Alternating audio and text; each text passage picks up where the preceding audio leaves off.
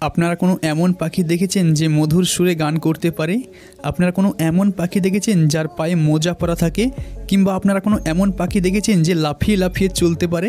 আপনাদেরকে এমন এমন পাখি দেখাবো যাদেরকে দেখার জন্য সৌভাগ্য লাগে। লক্ষ লক্ষ টাকা খরচা করেও এই পাখিগুলোকে দেখা যায় না, কিন্তু আপনাদেরকে আমি দেখাবো এই ভিডিওটার মাধ্যমে। তো ভিডিওটাকে না টেনে শেষ পর্যন্ত দেখবেন। Number 1, kakapo. কাকাপো নামের এই পাখিটাকে আউট প্যারেড বলা হয়। কেন বলা হয় আপনারা হয়তো বুঝতে পেরেছেন।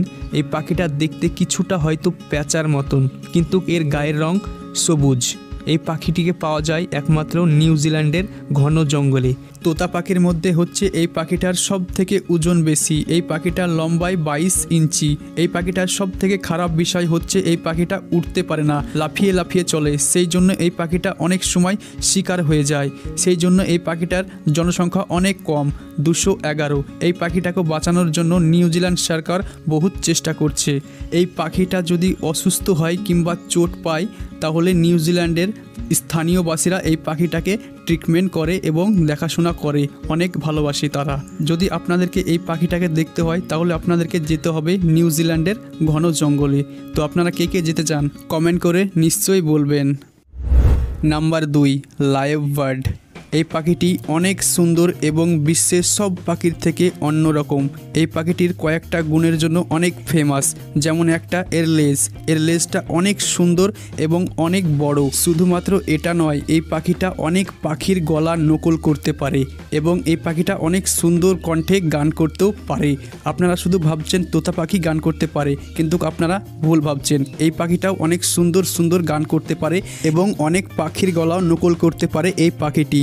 শুধুমাত্র এর গানের কারণের জন্য এই পাখিটা অনেক শিকার হয়ে যায়। যখনই গান করে তখনই শিকাররা বুঝতে পারে এই পাখিটা এখানে আছে। সেই জন্য অস্ট্রেলিয়া থেকে এই পাখিটি দিনের দিন কম হয়ে যাচ্ছে। নাম্বার 3, অরেঞ্জ বেলি প্যারেট। অরেঞ্জ বেলি প্যারেট এই পৃথিবীতে একটা নতুন পাখি বলে মনে করা হয়।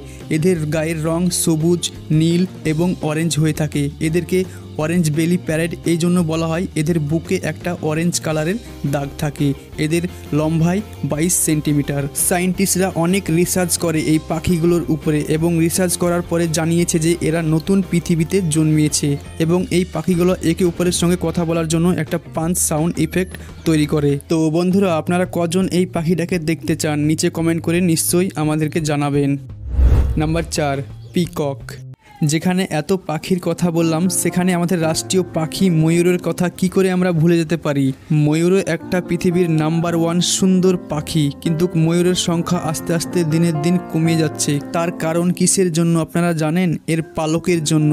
মার্কেটে এর পালকের ডিমান্ড অনেক বেশি, সেই জন্য আমাদের দেশ থেকে আস্তে আস্তে ময়ূর শেষ হতে যাচ্ছে। আপনারা নীল কালারের হয়তো ময়ূর দেখেছেন, কিন্তু একটা সাদা কালারেরও ময়ূর আছে। আমাদের দেশে সব থেকে বেশি ময়ূর থাকে সাউথ ইস্ট এশিয়াতে। আপনাদেরকে ময়ূর কেমন লাগে অবশ্যই আমাদেরকে কমেন্ট করে জানাবেন। Number 5, greater sage-grouse। আগার আপনি এই পাখিটাকে দেখতে চান তাহলে আপনাকে যেতে হবে নর্থ আমেরিকায়। এই পাখিটা একমাত্র নর্থ আমেরিকায় দেখতে পাওয়া যায়। এই পাখিটার পিছন দিকটা কিছুটা তালপাতার মতো এবং সামনের দিকটা অন্য পাখির থেকে পুরোটা আলাদা। আপনি যদি এই পাখিটাকে দর্শন করতে চান তাহলে আপনাকে যেতে হবে নর্থ আমেরিকায়। তো আপনারা কে কে যেতে চান নর্থ আমেরিকায় কমেন্ট করে নিশ্চয়ই আমাদেরকে জানাবেন। Number 6, secretary bird. অন্য পাখির থেকে এই সেক্রেটারি বার্ড পাখিটির নামটা আসা অনেক জরুরি, কেননা এই পাখিটি অনেক খতরনাক এবং অনেক শক্তিশালী। এই পাখিটা এতটাই শক্তিশালী যে যে কোনো সাপকে মুহূর্তের মধ্যে খতম করে দিতে পারে। এর গায়ের রং সাদা এবং কালো। এই পাখিটিকে দেখে মনে হয় মুরগির মতো, কিন্তু এই পাখিটি অনেক খতরনাক। আর যখন এই পাখিটা হাঁটাচলা করে তখনই খুব সুন্দর লাগে, মনে হয় যেন এর পায়ে দুটো মোজা পরা আছে।